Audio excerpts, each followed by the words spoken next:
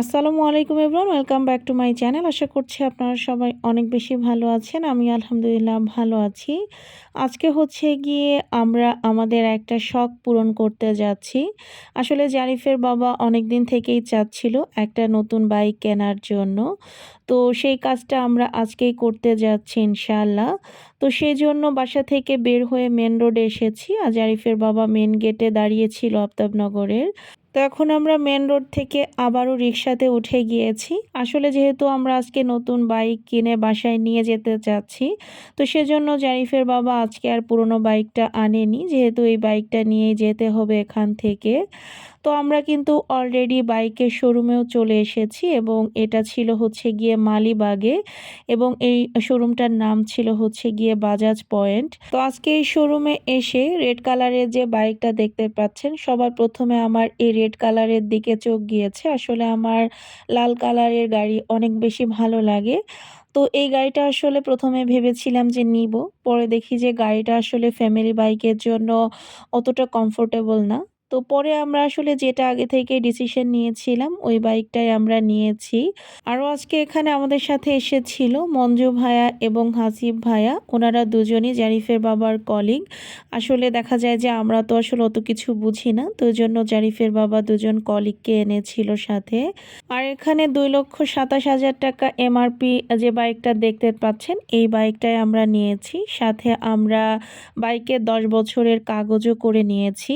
যদিও ওনারা গাড়ির লাইসেন্সের জন্য 10 থেকে 15 দিন সময় নিয়েছিল আমাদের কাছ থেকে। এর কমে ওনারা আসলে দিতে পারেনি। তো যাই হোক, এখানে জারিফ তো বিভিন্ন ধরনের গাড়ি ঘুরে ঘুরে দেখতেছিল এবং সে তো আজকে মহা খুশি, কারণ তার বাবা আজকে নতুন বাইক কিনবে। তো এদিকে আবার আমাদের সবারই হালকা পাতলা একটু ক্ষুধা লেগে গিয়েছিল। তো আমরা এখানে এসে হাঁসের ডিম খেয়ে নিচ্ছিলাম। আর আশেপাশে আসলে তেমন কোনো খাবারের দোকানও ছিল না। আমরা আসলে একটু কেক আর হাঁসের ডিম খেয়েছিলাম। তবে শীতের মধ্যে গরম গরম ডিম খেতে কিন্তু বেশ ভালোই লাগে। আমার কাছে তো দারুণ লাগছিল ডিম খেতে। আর এখানে আমার বাবাটা দাঁড়িয়ে দাঁড়িয়ে কেক খাচ্ছিল। জারিফও ডিম খেয়েছিল অবশ্য। তো যাই হোক, আমরা আবারও শোরুমে চলে এসেছি। এখানে গ্রিন কালারের জ্যাকেট পরা যাকে দেখতে পাচ্ছেন উনি হচ্ছে গিয়ে মঞ্জু ভাইয়া। আর সিলভার কালারের জ্যাকেট পরা যাকে দেখতে পাচ্ছেন উনি হচ্ছে গিয়ে হাসিব ভাইয়া। আর হাসিব ভাইয়া আসলে বাইক সম্পর্কে অনেক ভালো বুঝে। উনি নিজেও অনেক দামি একটা বাইক ব্যবহার করে, R15 এর মেবি লেটেস্ট ভার্সনটা। তবে সত্যি কথা বলতে মঞ্জু ভাইয়া এবং হাসিব ভাইয়া তারা দুজনেই এত সুন্দর ডিটেলসে সবকিছু জানতেছিল এবং সব বিষয়ে সুন্দরভাবে কথা বলতেছিল। তো সেজন্য সত্যি ভাইয়াদের প্রতি অনেক বেশি কৃতজ্ঞ আমরা।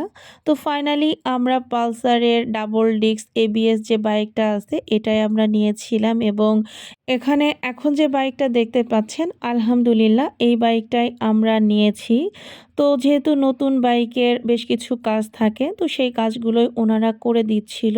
এছাড়াও এর সাথে আরও বেশ কিছু অ্যাক্সেসরিজ লেগেছিল। তো সেগুলো জারিফের বাবারা আসলে বাহিরের একটা দোকান থেকে কিনে আনে, দেন ওনারা সবগুলো জিনিস খুব সুন্দরভাবে সেট করে দেয়। আর আমি আসলে অনেক সময় দেখেছি যে বাইকের সাথে অনেক কিছু ফ্রি দেয়, বাইকেরই অনেক জিনিস। তো এখানে আজকে আসলে এই বাইকের সাথে কোনো কিছুই ফ্রি ছিল না। তো এই জিনিসটা আমার কাছে একটু অড লাগতেছিল। আসলে ফ্রি যে কোনো জিনিস পেতে কার না ভালো লাগে। তো যাই হোক, এখানে ভাইয়ারা বাইকটা খুব ভালোভাবে চেক করে নিচ্ছিল এবং সবকিছু দেখে নিচ্ছিল যে ঠিকঠাক আছে কিনা। আর এদিকে জারিফ যখন বুঝতে পেরেছে যে ফাইনালি আমরা এই বাইকটাই নিচ্ছি, জারিফ তো এটা দেখে মহা খুশি। আর এখানে বাইকের শোরুম থেকে ওনারা আমাদেরকে কফি খেতে দিয়েছিল। আর হাসিব ভাই আসলে বাইক কেনা হয়ে গেলে সাথে সাথেই চলে যায়, কারণ ভাইয়ের বাসা হচ্ছে গিয়ে গাজীপুরে। আর এখানে জারিফের বাবা বাইকটা চালিয়ে দেখতেছিল যে ও ঠিকঠাকভাবে চালাতে পারছে কিনা। তো এদিকে জারিফ তো কান্নাকাটি শুরু করেছে, তাকে না নিয়ে তার বাবা চালাতেই পারবে না এরকম একটা অবস্থা। তো অবশেষে জারিফকে নিয়েই জারিফের বাবা তার নতুন বাইকটা চালানো শুরু করলো। তো এখানে দেখতেই পাচ্ছেন জারিফের বাবা এখন বাইকটা রাইড করছে।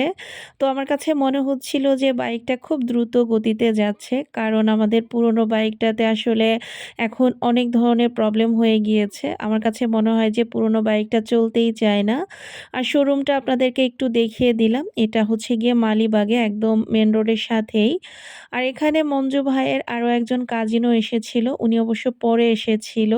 তো আমি বারবার বলছিলাম যে ভাইয়াদেরকে নিয়ে কোথাও বসে খাওয়ার জন্য। তো জারিফের বাবা আবার আমাকে বলতেছিল যে অফিসের আরও কলিগরা আছে, তো সবাইকে নিয়ে একদিন খাবে। তো এজন্য আর পরে খাওয়া হয়নি। আর আসলে বেশ রাতও হয়ে গিয়েছিল। তো সেজন্য মঞ্জু ভাইয়া বারবার বলছিল যে আমাদের বাসায় চলে আসার জন্য।